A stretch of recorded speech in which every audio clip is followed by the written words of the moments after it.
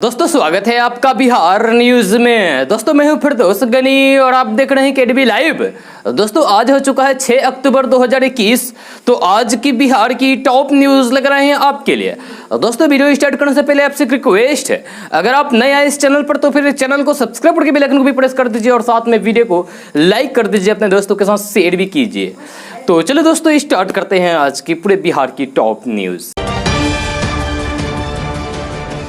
दोस्तों इस वक्त की बड़ी खबर कांग्रेस खेमे से आ रही है, जहां कांग्रेस ने बिहार विधानसभा उपचुनाव के लिए उम्मीदवारों की घोषणा कर दी है। जहां कांग्रेस और आरजेडी के बीच गठबंधन टूट गया है। बिहार की 2 सीटें मुंगेर जिले के तारापुर और दरभंगा जिले के कुशेश्वर स्थान सीटों पर आरजेडी और कांग्रेस के बीच छिड़े घमासान के बीच कांग्रेस ने दोनों सीटों पर अपने उम्मीदवारों की घोषणा कर दी है और आरजेडी को ठेंगा दिखा दिया है। कांग्रेस ने साबित करने की कोशिश की है कि बिहार में वे अब किसी के सहारे चुनाव में उतरने के मूड में नहीं है। इसीलिए तो आरजेडी नेताओं के काफी दबाव के बाद भी कांग्रेस ने तारापुर से राजेश्वर मिश्रा और कुशेश्वर स्थान से अतिरेक कुमार के नाम की घोषणा करके बता दिया है कि वे उपचुनाव अलग से लड़ने जा रही है। दोस्तों बिहार के सीमांचल के अररिया जिले में जल्द ही चाय की खेती हो सकेगी। भारतीय टी बोर्ड ने इसके लिए सीमांचल की मिट्टी और जलवायु को उपयुक्त माना है। जहां ऐसे जिलों में अररिया, पूर्णिया और किशनगंज शामिल है। किशनगंज की बदौलत बिहार चाय उत्पादन राज्य में शुमार हो चुका है, यानी कि किशनगंज जिले में पहले से चाय की खेती होती आ रही है।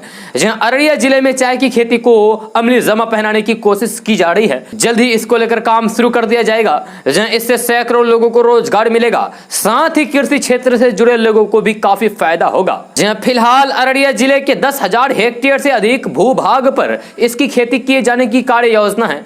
दरअसल किशनगंज में लगभग 30,000 हेक्टेयर से अधिक भूभाग पर इसकी खेती के साथ साथ इसके प्रसंस्करण और विपणन का काम चल रहा है, जहां वहां चाय की खेती काफी फायदेमंद सिद्ध हो रही है।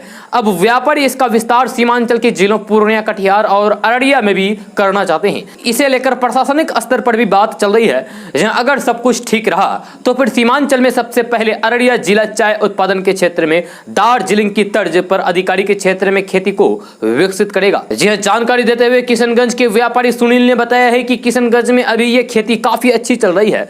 हम लोग जल्द ही अररिया क्षेत्र में इसका विस्तार करेंगे।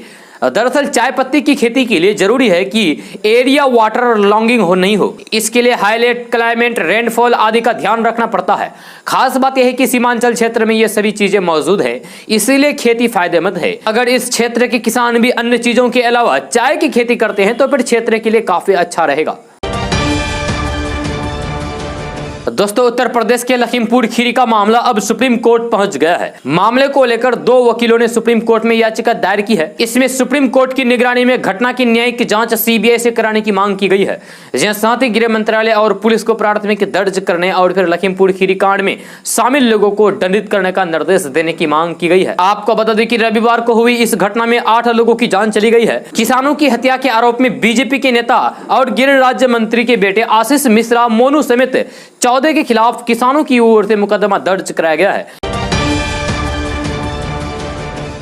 दोस्तों भारत में ज्यादातर मुस्लिम युवा पढ़ाई के लिए मेहनत नहीं करना चाहते हैं। ये चौंकाने वाला खुलासा 10 साल तक अल्पसंख्यक शिक्षा से जुड़े आयोग के चेयरमैन रहे जस्टिस MSA सिद्दीकी ने किया है। उन्होंने देश में मुसलमानों के बीच शिक्षा को लेकर नजरिए और मदरसों के नाम पर फैले भ्रष्टाचार जो पोल खोली है वह हिला देने वाली है। जहां उनका दावा है कि यह मोदी योगी सरकार के आने के बाद भी बंद नहीं हुआ है। उन्होंने ये भी बताया है कि मुस्लिम लड़कियां पढ़ाई को लेकर ज्यादा गंभीर है, लेकिन लड़कों का तो नजरिया ही कुछ अलग है। एक इंटरव्यू में national commission for minority education institution के पूर्व चेयरमैन जस्टिस MSA सिद्दीकी ने देश में मुसलमानों के बीच शिक्षा की दयनीय हालात पर बहुत बड़ी जानकारी दी है। जहां उन्होंने मोदी सरकार से यहां तक मांग की है कि फर्जी मदरसों को अनुदान देना बंद करे। उनके मुताबिक इन अनुदानों का बेजा इस्तेमाल किया जाता है। जहां उन्होंने मांग की है कि सरकार यह सुनिश्चित करे कि जनता के पैसे बोगस कार्यों पर नहीं खर्च किए जाएं। आपको बता दूं कि अल्पसंख्यक शिक्षा की स्थिति पर उनकी जानकारी को लेकर इसलिए सवाल नहीं उठाए जा सकते, क्योंकि यूपीए सरकार के दौरान 2004 से लेकर 2014 तक ये इसके चीफ रहे हैं। भारत में मदरसा शिक्षा की मौजूदा चुनौतियों के बारे में उन्होंने कहा है कि इसमें भ्रष्टाचार और दलाली का बोलबाला है। जहां जस्टिस सिद्दीकी ने कहा है कि अपने कार्यकाल में उन्होंने सरकार को इसकी जानकारी भी दी लेकिन कुछ नहीं हुआ। जहां उनका कहना है कि आज भी ये स्थिति बदली नहीं है, जस की तस है। उन्होंने कहा है कि भ्रष्टाचार को खत्म करने का एक ही तरीका है कि फर्जी मदरसों को अनुदान देना बंद कर दिया जाना चाहिए। दोस्तों, एक बार फिर से पेट्रोल डीजल के दाम बढ़ सकते हैं क्योंकि सरकार के पास इसका कोई दूसरा विकल्प ही नहीं है। एक सरकारी अधिकारी ने बताया है कि अंतर्राष्ट्रीय बाजार में जिस तेजी से पेट्रोल डीजल के दाम बढ़ रहे हैं, उस स्थिति में सरकार के पास पेट्रोल डीजल के दाम बढ़ाने के अलावा कोई दूसरा विकल्प ही नहीं है। भारत न केवल कच्चे तेल का तीसरा बड़ा आयात है बल्कि वह तीसरा सबसे बड़ा उपभोक्ता भी है। देश अपनी कच्चे तेल की जरूरत का 85% और प्राकृतिक गैस की जरूरत का 50% आयात करता है। जब कच्चे तेल को आयात करने के बाद उसे पेट्रोल और डीजल जैसे ईंधन में बदला जाता है, जबकि गैस का उपयोग वाहनों में सीएनजी और कारखानों में ईंधन के तौर पर होता है। दोस्तों, किशनगंज शहर के ब्लॉक चौक के पास बाइक सवार अपराधियों ने गन पॉइंट पर खाद्य व्यवसायी से 7 लाख रुपए की लूट को अंजाम दिया है। सोमवार के दोपहर बस्ताकोला मस्तान चौक निवासी राजेंद्र राय बाइक में रुपए जमा करने के लिए आ रहे थे, जब बाइक पर उनके साथ एक कर्मी भी सवार था। ब्लॉक चौक के निकट पुल पर पहुंचते ही एक बाइक सवार 3 नकाबपोश बदमाशों ने ओवरटेक करके उन्हें बाइक रोक लिया। जब बाइक के रुकते ही 2 बदमाशों ने राजेंद्र राय और उनके कर्मी पर पिस्टल तान दी और बाइक का चाबी छीनकर गोली मारने की धमकी देकर रुपये वाला बैग लेकर फरार हो गया। दोस्तों, बिहार के उद्योग मंत्री सैयद शाहनवाज हुसैन ने सोमवार को दिल्ली में देश के गृह मंत्री अमित शाह से मुलाकात की है और उन्हें बिहार के उद्योग क्षेत्र में हुई अब तक की प्रगति से अवगत कराया है। जहां साथ ही बिहार में एथेनॉल और अन्य उद्योगों की स्थापना में सहयोग का अनुरोध किया है। केंद्रीय गृह मंत्री से मुलाकात के बाद मंत्री शाहनवाज हुसैन ने बताया है कि भारतीय जनता पार्टी के वरिष्ठ नेता अमित शाह से उनकी मुलाकात बहुत अच्छी रही है। जब केंद्रीय गृह मंत्री ने उद्योग के क्षेत्र में राज्य की यानी कि बिहार की प्रगति पर खुशी जाहिर की है और भरोसा दिया है कि बिहार के विकास एवं उद्योगों की स्थापना में केंद्र का पूर्ण सहयोग मिलेगा। शाहनवाज हुसैन ने कहा है कि बिहार में देश का एथेनॉल हब बनने की पूरी क्षमता है। जब कच्चे माल से लेकर भूजल स्तर, श्रमिक और अन्य सभी जरूरी संसाधन बिहार में पहले से ही उपलब्ध थे और अब बिहार के पास राज्य के लगभग सभी जिलों में एथेनॉल की स्थापना के लिए निवेशकों की लंबी कतार है। उन्होंने कहा है कि बिहार की एथेनॉल पॉलिसी बहुत सफल रही है। दोस्तों, बीपीएससी की ओर से 65वीं सिविल सेवा का परिणाम 7 अक्टूबर को जारी किया जाएगा। जिन आयोग की ओर से रिजल्ट को अंतिम रूप देने की कोशिश की जा रही है, जहां कुछ छात्रों का मेडिकल रिपोर्ट पीएमसीएच से आना बाकी है। ऐसे में रिपोर्ट आते ही रिजल्ट घोषित कर दिया जाएगा। यह क्यास लगाए जा रहे हैं कि 7 अक्टूबर को रिजल्ट जारी हो सकता है। आपको बता दें कि आयोग की ओर से 2 माह पहले साक्षात्कार लिया गया था। जब छात्र अपना रिजल्ट वेबसाइट www.bpsc.bih.nic.in पर जाकर देख सकते हैं। दोस्तों, social media platform Facebook, Instagram, WhatsApp ने 6 घंटे से ज्यादा समय तक डाउन रहने के बाद फिर से काम करना शुरू कर दिया है। फेसबुक, इंस्टाग्राम, व्हाट्सएप की वेबसाइट फिर से बहाल हो गई है। हालांकि साइट अभी धीमी है। कंपनी का कहना है कि इस समस्या को पूरी तरीके से ठीक होने में थोड़ा और समय लग सकता है। फेसबुक ने ट्विटर पर कहा है कि हमें खेद है, दुनिया भर के लोग और व्यापार हम पर निर्भर है। हम अपने ऐप्स और सेवाओं को पूरी तरीके से बहाल करने के लिए कड़ी मेहनत कर रहे हैं। ये बताते हुए हमें खुशी हो रही है कि वे दोबारा ऑनलाइन वापस आ रहे हैं। दरअसल हुआ यूं कि सोमवार की रात करीब 9:15 बजे भारत समेत दुनिया भर के तमाम देशों में फेसबुक, इंस्टाग्राम, व्हाट्सएप डाउन हो गया था। जब भारतीय समय अनुसार मंगलवार तकरीबन तड़के करीब 4 बजे फेसबुक, इंस्टाग्राम, व्हाट्सएप की सेवा फिर से शुरू हो गई है, यानी कि 6 घंटे से ज्यादा सेवा बाधित रही है। दोस्तों, शाहरुख खान के बेटे आर्यन खान को 7 अक्टूबर तक एनसीबी की रिमांड में भेज दिया गया है। एक पार्टी में नशीले पदार्थ का सेवन के मामले में आर्यन खान की से कई घंटे पूछताछ हुई, जिसके बाद एनसीबी ने रविवार को उन्हें गिरफ्तार कर लिया। आर्यन के अलावा गिरफ्तार 2 अन्य अरबाज मर्चेंट और मुनमुन धमेचा को मुंबई के किला कोर्ट में पेश किया गया, जहां से तीनों को 7 अक्टूबर तक कस्टडी में रखने का फैसला सुनाया गया है। एनसीबी की ओर से अतिरिक्त सॉलिसिटर जनरल अनिल सिंह ने कस्टडी की मांग की है। दोस्तों बिहार में परिवहन का विकास इन दिनों तेजी के साथ हो रहा है। इसी कड़ी में बिहार को जल्द ही जिलों में 4 लेन की सौगात मिलने वाली है। मिली जानकारी के अनुसार पिछले दिनों केंद्र सरकार ने बिहार के कई जिलों के राष्ट्रीय राजमार्गों पर 4 लेन बनाने के प्रस्ताव को मंजूरी दे दी है। इसके साथ साथ बन रहे 4 लेन के सड़कों के दोनों तरफ पौधरोपण का काम भी किया जाना है। बताया जा रहा है कि जल्द ही 4 लेन के लिए एजेंसी का चयन करके निर्माण की कवायद शुरू की जा सकती है। दोस्तों जेएनयू के छात्र शर्जिल इमाम ने सोमवार को दिल्ली की एक अदालत में कहा है कि वह कोई दहशतगर्द नहीं है और उस पर चल रहा मामला कानून की तरफ से स्थापित एक सरकार के कारण नहीं बल्कि किसी बादशाह के हुक्म का नतीजा है। जहां सीएए एनआरसी के विरोध में हुए प्रदर्शन के दौरान भड़काऊ बयान देने के आरोप में शर्जिल इमाम को गिरफ्तार किया गया था। जहां शर्जिल इमाम ने 2019 में 2 विश्वविद्यालय में भाषण दिया था, जिसमें उन्होंने कथित तौर पर असम और बाकी पूर्वोत्तर को भारत से काटने की धमकी दी थी। शर्जिल इमाम पर यूएपीए के तहत मामला दर्ज है और वे जनवरी 2020 से न्यायिक हिरासत में हैं। उसके विरुद्ध राजद्रोह का मामला भी दर्ज है। शर्जिल इमाम के वकील तनवीर अहमद मीर ने जमानत का अनुरोध करते हुए अदालत में कहा है कि सरकार की आलोचना करना राजद्रोह नहीं माना जा सकता। जहां मीर ने कहा है कि अभियोजन की दलील का पूरा सार यह है कि अब अगर हमारे विरोध में बोलेंगे तो ये राजद्रोह होगा। उन्होंने कहा है कि इमाम को सजा इसलिए नहीं दी जा सकती है क्योंकि उसने सीएए या फिर एनआरसी की आलोचना की है। दोस्तों लोजपा के चुनाव चिन्ह बंगला को चुनाव आयोग ने जब्त करने के बाद अब दोनों खेमे को नया चुनाव चिन्ह दे दिया गया है। चुनाव आयोग ने चिराग पासवान और पशुपति पारस की पार्टी को अलग अलग नाम और चुनाव चिन्ह दे दिया है। चिराग पासवान की पार्टी अब लोक जनशक्ति पार्टी रामविलास के नाम से जानी जाएगी, जहां उनकी पार्टी का चुनाव चिन्ह भी अब हेलीकॉप्टर होगा। वहीं पशुपति पारस की पार्टी का नाम राष्ट्रीय लोक जनशक्ति पार्टी होगा, जहां उनको सिलाई मशीन का चुनाव चिन्ह निर्वाचन आयोग ने दिया है, यानी कि चुनाव आयोग ने दिया है। लोजपा में चिराग और पारस गुट बनने के बाद पार्टी पर वर्चस्व का मामला तेजी से हो रहा था। दोनों खेमों के अपने अपने दावे थे और दोनों लोजपा पर अपना अधिकार जमा रहे थे। इस बीच बिहार में 2 सीटों पर उपचुनाव की घोषणा हो गई, जिसके बाद यह मामला और तुल पकड़ने लगा था कि लोजपा पर किसका अधिकार होगा। इसी बीच चुनाव आयोग ने मामले में हस्तक्षेप करते हुए लोजपा के नाम और निशान को जब्त कर लिया था। उसके बाद अब दोनों यानी कि चिराग पासवान और पशुपति पारस को 2 अलग अलग नाम दे दिए गए हैं। यह सिंबल भी अलग अलग दे दिए गए हैं। दोस्तों बिहार के सीवान जिले में छठे चरण की शिक्षक बहाली के दौरान चयनित शिक्षकों के प्रमाण पत्रों की जांच चल रही है। जहां पहले राउंड की जांच में 36 शिक्षकों के प्रमाण पत्र फर्जी पाए गए हैं। ये सभी शिक्षक सीटीईटी और एसटीईटी के फर्जी प्रमाण पत्र के सहारे शिक्षक पद पर चयनित हुए थे। सेकेंड राउंड की जांच अभी चल रही है। फर्जी शिक्षकों पर एफआईआर दर्ज करके कानूनी कार्रवाई करने का आदेश दिया गया है। जिन शिक्षकों पर एक्शन लेने की बात कही गई है उन्होंने केंद्रीय शिक्षक पात्रता परीक्षा और बिहार शिक्षक पात्रता परीक्षा के फर्जी प्रमाण पत्र के आधार पर नौकरी हासिल की थी। दोस्तों बिहार की सियासत में बड़ा बदलाव देखने को मिल सकता है, जहां संकेत मिल रहे हैं कि जन अधिकार पार्टी का कांग्रेस में विलय हो सकता है। पप्पू यादव को लेकर कांग्रेस विधायक दल के नेता अजीत शर्मा ने बड़ा बयान देते हुए कहा है कि जाप पार्टी के राष्ट्रीय कार्यकारी अध्यक्ष अखलाक अहमद से पार्टी मर्जर पर बातचीत हो रही है और जल्द ही इस विषय पर पप्पू यादव से भी बात होगी। मिली जानकारी के अनुसार नेता अखलाक अहमद चाहते हैं कि दिल्ली में जाप और कांग्रेस पार्टी का मर्जर हो जाए। उनका कहना है कि आरजेडी सुप्रीमो लालू प्रसाद यादव के बाद पप्पू यादव भी यादवों के बड़े नेता हैं।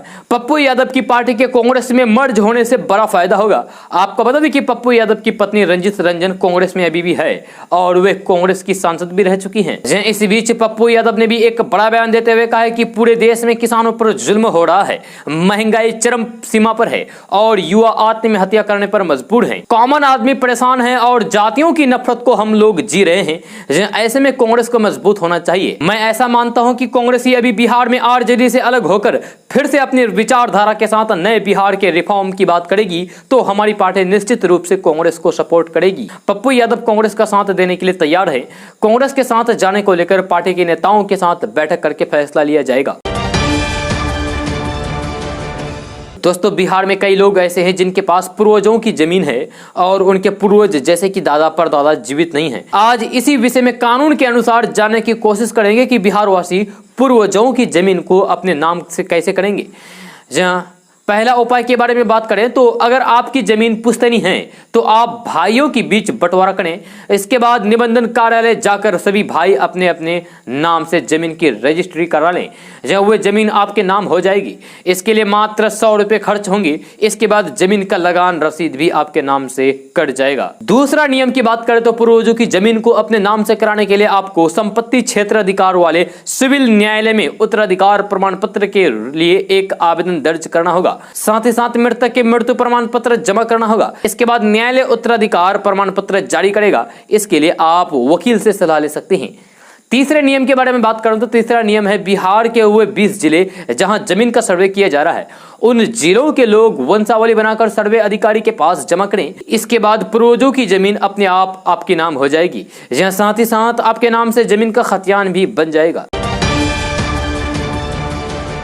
दोस्तों, बिहार में 2 सीटों पर होने जा रहे उपचुनाव से पहले महागठबंधन में घमासान मच गया है, जहां आरजेडी पर भड़की कांग्रेस ने भी अब दोनों सीटों पर उम्मीदवार उतारने का ऐलान कर दिया है। 2 सीटों पर हो रहे उपचुनाव में कांग्रेस के साथ दोस्ताना मुकाबले के लिए तेजस्वी यादव तैयार हैं। सत्ता पक्ष लगातार ये कह रहे हैं कि बिहार में महागठबंधन बिखर चुका है। मीडिया से बातचीत करने के दौरान नेता प्रतिपक्ष तेजस्वी यादव ने स्पष्ट तौर पर कह दिया है कि उपचुनाव में इस तरीके के दोस्ताना मुकाबले के लिए वे तैयार हैं। यह नेता प्रतिपक्ष तेजस्वी यादव ने कहा है कि महागठबंधन में कोई दिक्कत नहीं है। हमारी पार्टी का फैसला था कि दोनों जगहों से हम लोग चुनाव लड़ेंगे। कांग्रेस प्रभारी से पहले ही इस बारे में बात हो गई है। जहां उपचुनाव में ऐसे मुकाबले होते हैं, हम फ्रेंडली फाइट के लिए तैयार हैं। महागठबंधन में कोई दरार नहीं है। दोस्तों, बिहार में लॉकडाउन तो खत्म हो चुका है और सब कुछ खोल दिया गया है, लेकिन दुर्गा पूजा को लेकर प्रशासन ने नए गाइडलाइंस जारी कर दिए हैं। यह पटना जिला प्रशासन की ओर से दी गई जानकारी के अनुसार इस साल दुर्गा पूजा के मौके पर किसी भी प्रकार का सांस्कृतिक कार्यक्रम का आयोजन नहीं होगा। इतना ही नहीं, इस साल रावण दहन का आयोजन भी नहीं हो पाएगा। न ही दुर्गा पूजा की प्रतिमा को गंगा में प्रवाहित करने की अनुमति दी जाएगी। कहा जा रहा है कि कोरोना संक्रमण को देखते हुए जिला प्रशासन ने इस प्रकार की पाबंदियां लगाई है। ऐसे में इस साल श्रद्धालु पंडालों में दुर्गा की प्रतिमा का दर्शन तो कर सकेंगे, लेकिन मेले का लुत्फ नहीं उठा सकेंगे। पूजा समितियों को डीजे बजाने और डांडियों के आयोजन करने पर भी रोक लगा दी गई है। रावण वध कार्यक्रम का आयोजन भी पटना जिले में नहीं होगा। आपको बता दें कि पटना में आजादी से पहले रावण दहन का कोई कार्यक्रम नहीं होता था। आजादी के बाद पटना में रावण दहन का कार्यक्रम होता रहा है। जहां पटना के डीएम डॉक्टर चंद्रशेखर सिंह ने लोगों से शांतिपूर्वक तरीके से नवरात्र की पूजा आराधना करने की अपील की है। यह डीएम ने बताया है कि ज्यादातर अधिकारियों का सुझाव था कि कोरोना का खतरा अभी टला नहीं है, इसलिए दशहरा पर मेले के आयोजन की अनुमति नहीं दी जाए, क्योंकि मेले में भीड़ हो जाती है। ऐसी स्थिति में संक्रमण बढ़ सकता है। दोस्तों, बिहार के औरंगाबाद जिले के नाथूबिगा गांव में बच्चों समेत 40 से अधिक ग्रामीणों के डायरिया से पीड़ित होने की खबर है।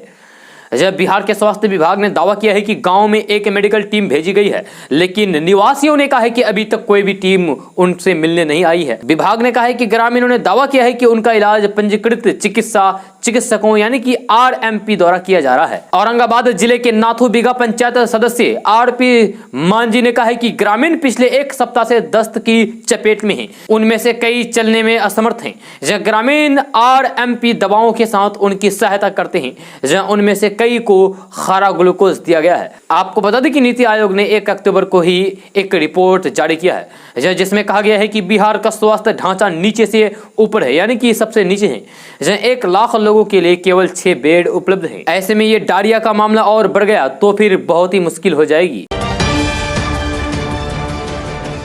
दोस्तों, मौसम विभाग के अनुसार उत्तर पश्चिमी भारत से दक्षिण पश्चिमी मानसून की विदाई हो सकती है। इस बार इसमें जबरदस्त तेजी देखने को मिली है। मौसम विभाग के मुताबिक इस देरी की वजह से मानसून की सामान्य स्थिति, इसके अलावा बंगाल की खाड़ी के ऊपर 2 तूफान का दबाव भी बनना बताया जा रहा है। स्काईमेट के मुताबिक गुजरात और राजस्थान से मानसून जल्द ही वापस जा सकता है। हालांकि इन दोनों राज्यों में अभी भी लगातार बारिश हो रही है। स्काईमेट ने बताया है कि बिहार के ऊपर जो कम दबाव वाला क्षेत्र बना हुआ है वह धीरे धीरे उत्तर पूर्व दिशा की तरफ बढ़ने के बाद कमजोर हो जाएगा। वहीं दूसरी तरफ दक्षिण पश्चिमी बंगाल की खाड़ी के ऊपर चक्रवाती हवाओं का क्षेत्र भी बना हुआ है। वहीं अगले 2 से 3 दिनों तक इसके बने रहने की संभावना है। जब मौसम विभाग के अनुसार इन प्रणालियों के प्रभाव में बुधवार तक तमिलनाडु, केरल और तटीय और दक्षिण आंतरिक कर्नाटक में भारी से बहुत भारी बारिश होने की संभावना है। जब केरल में बुधवार तक यानी कि आज तक अलग अलग जगहों पर भारी बारिश होने की भी संभावना है। दोस्तों, बिहार में रहने वाले लोगों के लिए पटना से बड़ी खबर सामने आ रही है। ताजा रिपोर्ट के मुताबिक बिहार में किडनी मरीजों को फ्री में डायलिसिस की सुविधा दी जाएगी। इसकी जानकारी खुद बिहार के स्वास्थ्य मंत्री मंगल पांडे ने दी है। स्वास्थ्य मंत्री मंगल पांडे ने कहा है कि बिहार के सरकारी अस्पतालों में किडनी के सभी मरीजों को फ्री में डायलिसिस की सुविधा दी जा रही है। इसके लिए प्रदेश में अभी 175 डायलिसिस मशीनें उपलब्ध है। जरूरत पड़े तो फिर सरकार और भी डायलिसिस मशीनें खरीदेगी। उन्होंने कहा है कि गरीबों को फ्री में बेहतर इलाज मुहैया कराने के लिए सरकार बड़े स्तर पर काम कर रही है। बिहार के 38 में से 35 जिलों में मेडिकल कॉलेज, अस्पताल और सदर अस्पताल में मुफ्त डायलिसिस की व्यवस्था है। कई मरीज इसका लाभ उठा रहे हैं। जी हां, आपको बता दें कि किडनी के मरीजों का इलाज बहुत महंगा है। ऐसे में सरकार की यह पहल गरीब लोगों के लिए बड़ी पहल मानी जा रही है। जहां वर्तमान समय में बिहार सरकार की इस पहल का 1077 मरीज फायदा उठा रहे हैं और फ्री में डायलिसिस करा रहे हैं। दोस्तों, चुनाव में सरेआम जीत का जश्न मनाना मुखिया जी को महंगा पड़ सकता है। चुनाव के बाद हिंसा से निपटने के लिए पुलिस मुख्यालय ने कमर कस ली है। सभी जिलों के एसएसपी और एसपी को ऐसी किसी भी घटना पर न सिर्फ त्वरित कार्रवाई करने के आदेश दिए हैं, बल्कि सख्त एक्शन भी होगा। वैसे इलाके जहां चुनाव बाद हिंसा की आशंका जताई जा रही है, वहां पहले से निरोधात्मक कार्रवाई के लिए कहा गया है। जी हां, बिहार पंचायत चुनाव के 2 चरणों का मतदान हो गया है और वोटरों की गिनती के बाद परिणाम भी घोषित कर दिए गए हैं। चुनाव परिणाम को लेकर वैसे तो बहुत बड़ी वारदात सामने नहीं आई है, पर कई जिलों में हिंसा की घटनाएं जरूर हुई है। जहां ऐसी घटनाओं से निपटने के लिए पुलिस मुख्यालय ने सभी जिला मुख्यालयों को दिशा निर्देश जारी कर दिया है। इसके तहत जहां कहीं भी हिंसा की घटना होती है तो उस पर फौरन कार्रवाई की जाएगी। जब विजय जुलूस निकालने पर भी रोक है, ऐसे में यदि कहीं भी जीत का जश्न मनाने के लिए विजय जुलूस निकलता है तो फिर जुलूस निकालने वाले पर कार्रवाई होगी। न सिर्फ विजय प्रत्याशी पर कानूनी शिकंजा कसा जाएगा, बल्कि जो उसमें शामिल होंगे उन पर भी कार्रवाई हो सकती है। जब हिंसा की सूरत में एफआईआर दर्ज होगी और दोषियों को तुरंत गिरफ्तार किया जाएगा। जब पुलिस मुख्यालय ने वैसे इलाके और प्रत्याशियों को चिन्हित करने का भी आदेश दिया है जहां चुनाव परिणामों को लेकर हिंसा हो सकती है। जिला पुलिस को पहले से ही इसका आकलन करके निरोधात्मक कार्रवाई को कहा गया है। जो वैसे प्रत्याशी या फिर उनके समर्थक जिनसे चुनाव परिणाम के बाद हिंसा की आशंका जताई जा रही है, उनसे बॉन्ड भरवाया जाएगा। सीआरपीसी की धारा 107 के तहत उनसे बॉन्ड भरवाने के आदेश दिए गए हैं। इसके बाद भी हिंसा की वारदात होती है तो फिर सख्त कानूनी कार्रवाई होगी। दोस्तों, बिहार में रिटायर्ड पुलिस अधिकारी से ठगी का एक बड़ा मामला सामने आया है।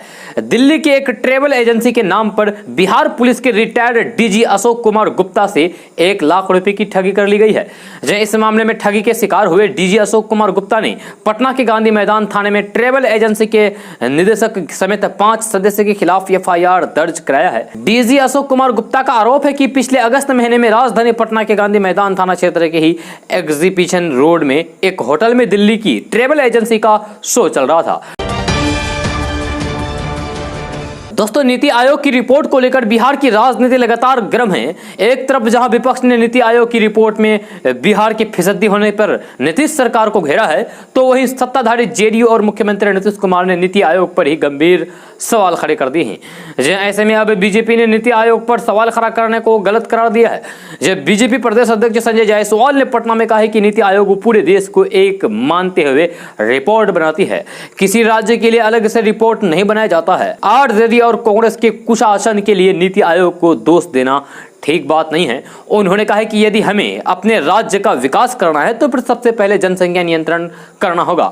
जनसंख्या नियंत्रण के लिए बिहार सरकार को कानून बनाना चाहिए। संजय जायसवाल ने कहा कि सरकार पहले अधिकारियों और जनप्रतिनिधियों के लिए कानून बनाए जिसमें सिर्फ 2 बच्चे को जन्म देने का कानून हो। साथ ही ये कानून पंचायतों में अधिकारियों और जनप्रतिनिधियों पर लागू हो। डॉक्टर संजय जायसवाल ने कहा कि पहले हमें सुधारना होगा, तभी हम लोगों को सुधार सकते हैं।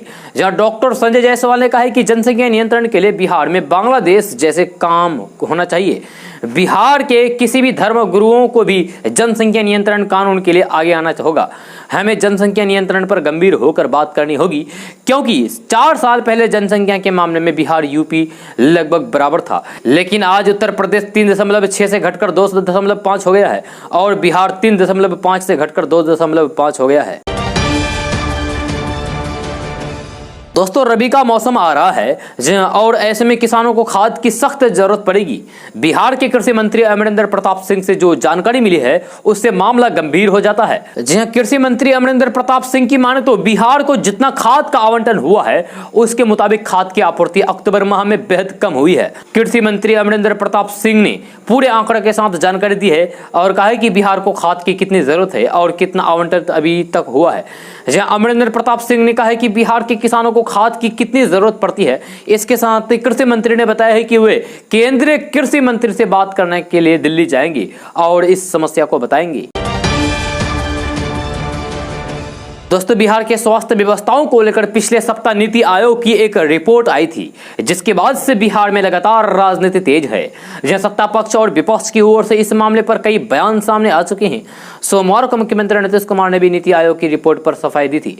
अब नीतीश कुमार की सफाई पर कांग्रेस के सीनियर नेता प्रेमचंद्र मिश्रा ने तंज कसा है। नीतीश कुमार द्वारा बिहार को गरीब राज्य बताए जाने पर यानी कि नीतीश कुमार ने कहा है कि बिहार गरीब राज्य है। कांग्रेस के सीनियर नेता प्रेमचंद्र मिश्रा ने कहा है कि अगर बिहार के बजट की बात की जाए तो बिहार का बजट 2 लाख करोड़ से ऊपर है। तब भी अगर बिहार गरीब राज्य है तो बिहार में विकास की जरूरत है, बिहार को विशेष दर्जे की जरूरत है।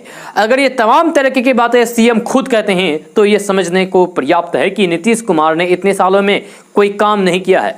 जी हाँ, उन्होंने खुद कह दिया है कि बिहार गरीब राज्य है। उन्होंने कहा है कि मुझे लगता है कि उन्हें यानी कि नीतीश कुमार को इस तरह की बातें करने की बजाय समीक्षा करनी चाहिए कि उनसे शासनकाल में कहां कमी रह गई। प्रेमचंद्र मिश्रा ने कहा है कि नीति आयोग तो उनका ही है ना, यानी कि नीतीश कुमार का ही है ना। अगर उन्होंने ये रिपोर्ट दी है तो इसमें क्या गलत है?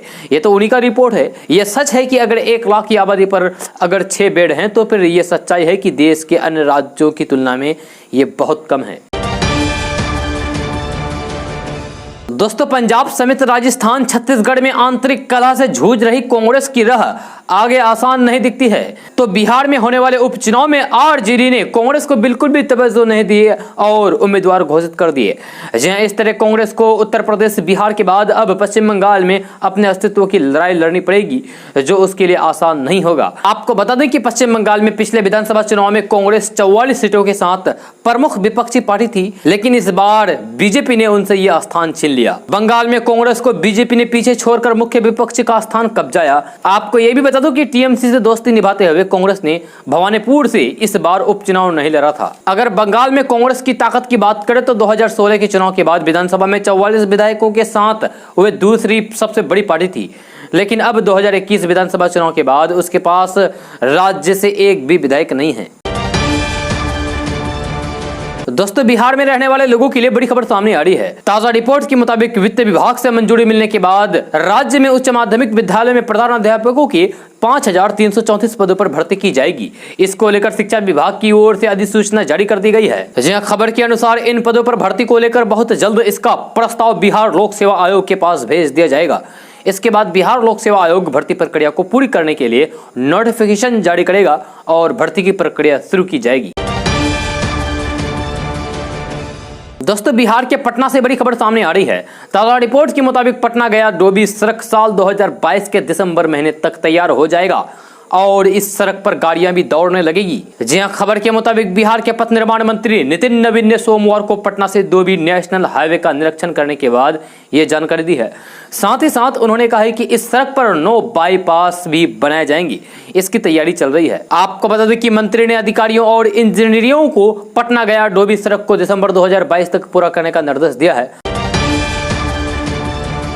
दोस्तों आखिरकार काफी अरसे के बाद बिहार के मुख्यमंत्री नीतीश कुमार ने लालू प्रसाद यादव पर चुटकी ले ली है। उनसे जब यह सवाल पूछा गया है कि लालू प्रसाद यादव भी उपचुनाव में आएंगे और भाषण देने की योजना है, तो नीतीश कुमार ने तर्ज कसते हुए कहा कि अब तो लालू ही जाने कि वे क्या करेंगे, भाषण देंगे या क्या करेंगे, क्या किसी ने उन्हें रोका है? वे तो जेल से भी अपना काम करते रहते हैं।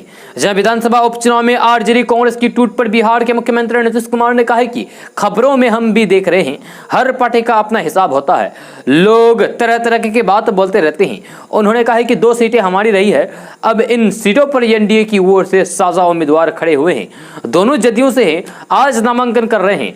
कौन क्या बोलेगा, क्या दावा करता है, उससे हमको कोई मतलब नहीं है। नीतीश कुमार से यह सवाल पूछा गया है कि लालू प्रसाद यादव प्रचार करने के लिए बिहार आ रहे हैं, तो नीतीश कुमार ने कहा है कि वे जेल से भी तो पार्टी चला रहे थे, जेल से भी तो प्रचार कर रहे थे। दोस्तों बेगूसराय में कांग्रेस कार्यकर्ताओं ने प्रियंका गांधी की गिरफ्तारी के विरोध में जुलूस निकालकर डीएम ऑफिस पर सरकार के खिलाफ जहां नारेबाजी की, वहीं यूपी के सीएम योगी आदित्यनाथ का पुतला जलाया गया। कांग्रेस कार्यकर्ताओं का आरोप है कि उत्तर प्रदेश के लखीमपुर खीरी में मंत्री के बेटे के द्वारा किसान आंदोलन को कुचलने के लिए कई किसानों को रौंद करके हत्या कर दी गई थी, लेकिन सरकार आरोपी की गिरफ्तारी के बदले किसानों को आंसू पोंछे जा रहे कांग्रेस नेता प्रियंका गांधी को ही गिरफ्तार कर लिया गया है। जहां कार्यकर्ताओं ने प्रियंका गांधी की अविलंब रिहाई की मांग को लेकर विरोध प्रदर्शन किया है। दोस्तों बिहार का पहला रेल सुरंग बिहार के जमालपुर में बनाया गया था, जो कि अंग्रेज के जमाने में इसे बनाया गया था, लेकिन अब बिहार का दूसरा रेल सुरंग अब लगभग बनकर तैयार हो चुका है। यह जानकारी के लिए आपको बता दें कि अभी तक जमालपुर और रतनपुर के बीच एक ही लाइन से ट्रेन गुजरती है और ये बिहार का दूसरा सुरंग बन जाने के बाद डाउन की ट्रेन जमालपुर और रतनपुर में नहीं फंसेगी, बल्कि भागलपुर क्यूल स्टेशन पर ट्रेन का भी परिचालन और भी बेहतर हो जाएगा। जानकारी के लिए आपको बता दूं कि बिहार का यह दूसरा सुरंग ऑस्ट्रेलियन तकनीक से बनाया जा रहा है। आपको बता दूं कि बिहार का पहला सुरंग 1865 में बनकर तैयार हुआ था। यह पहले सुरंग के बगल में होगा और यह उससे बिल्कुल भी अलग तकनीक पर बनाया जा रहा है, जो कि ऑस्ट्रेलियन तकनीक पर इसका निर्माण किया जा रहा है। जहां इस सुरंग के दोनों तरफ पैदल जाने के लिए भी रास्ता बनाया गया है ताकि आम लोग भी पैदल आ जा सके। आपको बता दें कि इसका काम बहुत ही तेजी के साथ किया जा रहा है और 2 से 3 महीने में यह बनकर तैयार हो सकता है।